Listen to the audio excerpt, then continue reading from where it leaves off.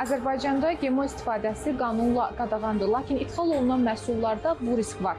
Bəs biz bu təhlükədən necə sığortalanmışıq?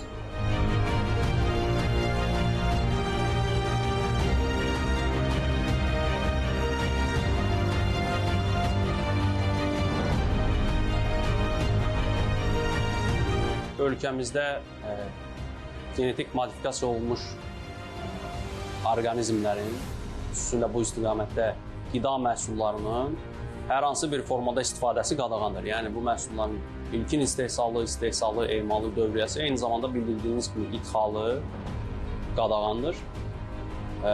Və bununla bağlı ölkəmizdə digər bütün məhsullarda olduğu kimi həmin bu məhsulların idxalı zamanı da, daha doğrusu qida məhsullarının idxalı zamanı da onlarda genetik modifikasiya olunmuş orqanizmlərin olub-olmaması ilə bağlı bax bu gördüyünüz şəraitdə laborator analizlər həyata keçirilir və belə məhsullar aşkarlandığı halda onların ölkəyə daxil olmasının qarşısını alınaraq müvafiq tədbirlər görülür.